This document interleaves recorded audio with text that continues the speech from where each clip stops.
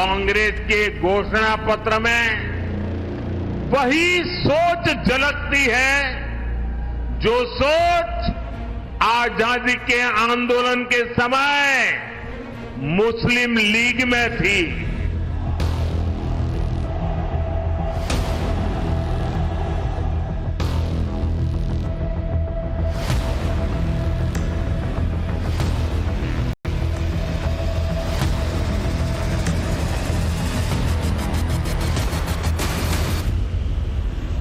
कांग्रेस ने हमेशा all India Muslim league का विरोध किया है, जिन्ना का विरोध किया है।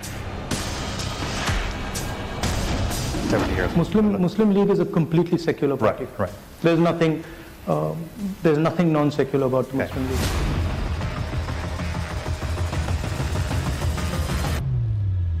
केरल में कांग्रेस का गठबंधन है, वायनाड में सबसे बड़ा सपोर्टर उनका मुस्लिम लीग है, इसीलिए कांग्रेस ने अपना झंडा नहीं लगाया।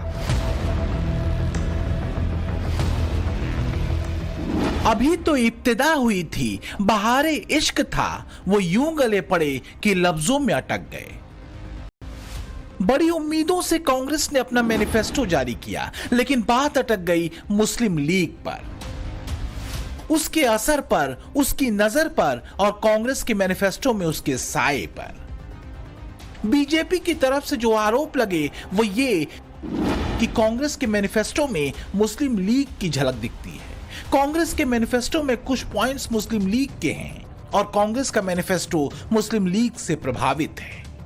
कांग्रेस ने जिस तरह का घोषणा पत्र जारी किया है, उससे साबित हो गया है कि आज की कांग्रेस आज के भारत की आशाओं, आकांक्षाओं से पूरी तरह कट चुकी है।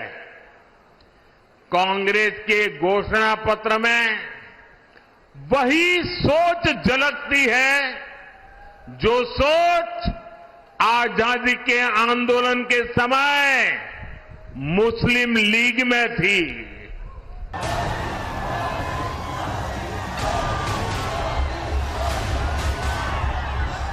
तो क्या दुकान खुलते ही उधारी आ गई? जिस मुस्लिम लीग का अक्स बीजेपी कांग्रेस के मैनिफेस्टो में दिखा रही है, आखिर वो कौन सी मुस्लिम लीग है? जिन्ना वाली या वो जिसके झंडे तले कांग्रेस के फायर ब्रांड नेता राहुल गांधी केरल की वायनाड सीट पर जीत के मुंतजिर हैं? अपने नामांकन के जलसे में जिस मुस्लिम लीग के झंडे को बीजेपी के मुताबिक कांग्रेस ने हटवा दिया था, कांग्रेस पार्टी के नामांकन रैली में मुस्लिम लीग के फ्लैग्स को छुपाना इस बात का संकेत है कि या तो राहुल गांधी मुस्लिम लीग के समर्थन से शर्मसार हैं, या फिर जब वो उत्तर भारत में आएंगे और मंदिर मंदिर जाएंगे, तब लोगों से उत्तर भारत में मुस्लिम लीग के साथ उनके गठबंधन को छुपा पाएंगे। दरअसल केरल में कांग्रेस का गठबंधन इंडियन यूनियन मुस्लिम लीग यानी IUML से है। IUML का असर केरल में अच्छा खासा माना जाता है। अब चूंकि इंडी गठबंधन में लेफ्ट और IUML जैसी पार्टियां हैं, लिहाजा बीजेपी कांग्रेस पर तीखे वार इस लिहाज से कर रही है कि कांग्रेस मुस्लिम लीग और लेफ्ट के असर वाले अपने मैनिफेस्टो के जरिए देश की राजनीति को कसने की कोशिश कर रही है। कांग्रेस के घोषणा पत्र में पूरी तरह मुस्लिम लीग की छाप है और इस मुस्लिम लीग वाले घोषणा पत्र में जो कुछ हिस्सा बचा खुचा रह गया, उसमें वामपंथी पूरी तरह हावी हो चुके हैं। अब जरा चले आइए कांग्रेस के मैनिफेस्टो के उस हिस्से पर जिस पर बीजेपी मुस्लिम लीग की छाया बता रही है। कांग्रेस के मैनिफेस्टो में कहा गया है कि अल्पसंख्यकों के लिए व्यक्तिगत कानून तय किया जाएगा, ठीक वैसे ही जैसे 1936 में मुस्लिम लीग ने कहा था कि मुस्लिमों के लिए शरिया व्यक्तिगत कानूनों की रक्षा करेगी। 2024 में कांग्रेस ऐलान करती है कि भारत में बहुसंख्यकवाद के लिए कोई जगह नहीं है, तो 1936 में मुस्लिम लीग ने इसी बहुसंख्यकवाद के शब्द को पकड़ते हुए कहा था कि मुस्लिम लीग बहुसंख्यकवाद के खिलाफ लड़ेगी। 2024 में कांग्रेस अपने घोषणा पत्र में हलफ उठाती है कि अगर सरकार बनी तो मुस्लिम छात्रों को विदेश में पढ़ने के लिए स्कॉलरशिप दी जाएगी। तो 1936 में मुस्लिम लीग ने भी कुछ ऐसा ही कहा था कि मुस्लिमों के लिए स्पेशल स्कॉलरशिप और नौकरियां दी जाएंगी। कांग्रेस को बेनकाब करने वाला एक घोषणा पत्र है। आप देखिए, हर पन्ने पर भारत के टुकड़े करने की बू आ रही है। कांग्रेस के घोषणा पत्र में वही सोच झलकती है जो सोच आजादी के समय मुस्लिम लीग में थी। हाथ कंगन को आरसी क्या और पढ़े लिखे को फारसी क्या। तो क्या इन्हीं लाइंस पर कांग्रेस मुस्लिम लीग वाले फंदे में फंसी दिख रही है? क्या कांग्रेस के इस ऐलान में ही मुस्लिम लीग के निशान मिल रहे हैं? कांग्रेस का घोषणा पत्र देखकर ऐसा लगता है कि महात्मा गांधी की कांग्रेस नहीं है। ये महात्मा गांधी की कांग्रेस नहीं है, ये मोहम्मद अली जिन्ना की कांग्रेस हो गई है। और ये जो मैनिफेस्टो है, ये मल्लिकार्जुन खड़गे का मैनिफेस्टो नहीं लगता, ये मोहम्मद अली जिन्ना का मैनिफेस्टो लगता है। पता नहीं क्या हो गया कांग्रेस को।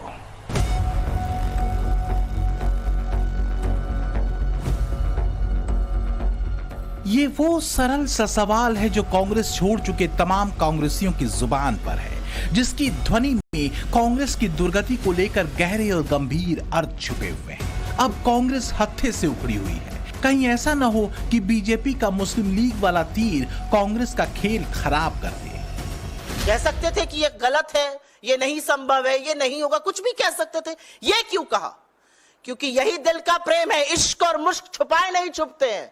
और मोदी जी और मोदी जी के पुरखों का मुस्लिम लीग से ऐसा इश्क है जो छुपता नहीं है। अब जरा मुस्लिम लीग वाला चैप्टर भी समझिए। आजादी से पहले और बाद के इतिहास में दो मुस्लिम लीग का जिक्र है। एक ऑल इंडिया मुस्लिम लीग जिसकी स्थापना 1906 में हुई थी और इसके जाने माने चेहरे थे मोहम्मद अली जिन्ना, जो भारत विभाजन के सूत्रधार थे और 1947 में पाला डाक के पाकिस्तान पहुंच गए, जिन्हें कायदे आजम कहा गया। और पाकिस्तान में AIML बन गई पाकिस्तान मुस्लिम लीग।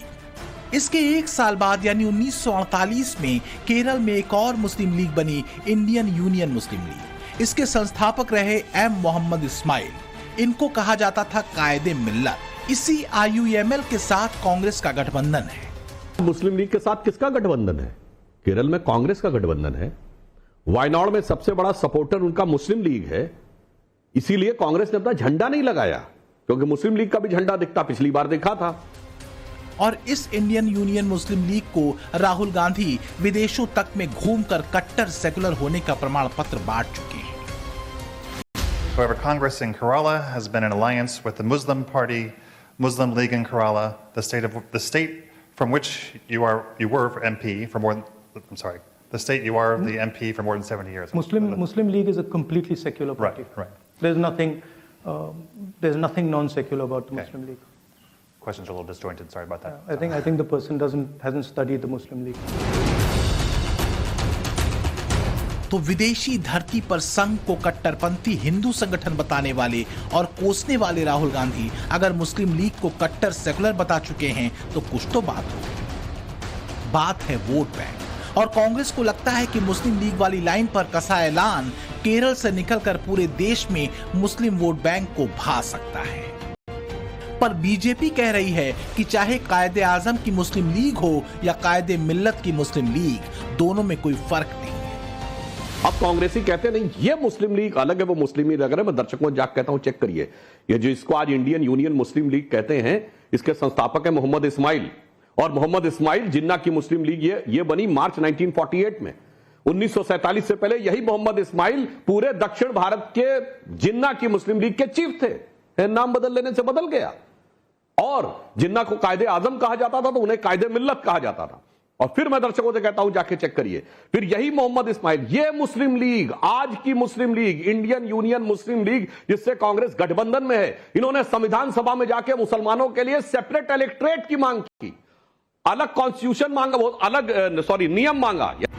कांग्रेस की बेचैनी है 10 साल की सत्ता का वनवास और 10 साल बाद भी मोदी लहर के सामने एक मजबूत विपक्ष के तौर पर खड़े न हो पाने की कसर। पहले मोदी के खिलाफ बने महागठबंधन से एक उम्मीद कांग्रेस को जगी थी, लेकिन गठबंधन के अहम चेहरों ने ही कांग्रेस की लीडरशिप से किनारा कर लिया। रही सही कसर कांग्रेस के भीतर मची भगदड़ ने पूरी कर दी। मिलिंद देवड़ा, संजय निरुपम, प्रमोद कृष्णम, गौरव वल्लभ, रोहन गुप्ता जैसे उन चेहरों ने कांग्रेस को अलविदा कह दिया जो कभी मीडिया में कांग्रेस का पक्ष रखते थे। इनमें से ज्यादातर ने सवाल कांग्रेस की कथित सेक्युलर पॉलिटिक्स पर भी उठाए। सच यह है कि कांग्रेस वास्तव में एक गंभीर लीडरशिप संकट से जूझ रही है। तेवर और कलेवर बदल कर आए राहुल गांधी भी राजनीति के उसी जाति धर्म मॉडल को लेकर मैदान में उतरे हैं जिस पर बीजेपी हिंदुओं को बांटने और मुस्लिम तुष्टीकरण का आरोप लगाती है। हमारा लक्ष्य है कि एक्सरे होना चाहिए। किसी को चोट लगती है, अस्पताल में पहला काम होता है, भैया देखिए एक्सरे कराते हैं, पता लगाते हैं क्या है, सच्चाई क्या है। हमें लग रहा है कि हिंदुस्तान में जो भागीदारी ओबीसी की होनी चाहिए, दलितों को होनी चाहिए, आदिवासियों की होनी चाहिए, हमें लगता है कि वो उनको नहीं मिल रही है। पहला काम जाति जनगणना, इससे हिंदुस्तान के हर नागरिक को यह पता लग जाएगा कि इस देश में पिछड़े कितने हैं, गरीब जनरल कास्ट के कितने हैं, आदिवासी कितने हैं, सब कुछ पता लग जाएगा। कांग्रेस की राजनीति एक अलग सांचे में ढाली जा रही है और पीएम मोदी ने मुस्लिम लीग वाला पॉइंट उठाकर दरअसल चोट कांग्रेस के उसी राजनीतिक सांचे पर की है।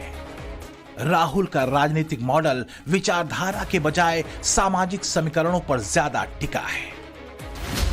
2014 से अब तक मोदी ने राजनीति को राष्ट्रवाद, बिना भेदभाव के विकास पर फोकस, बुनियादी सुविधाओं की पहुंच, तुष्टीकरण के खिलाफ कसा है। वहीं धार्मिक गौरव और चेतना पर भी मोदी ने फोकस किया है।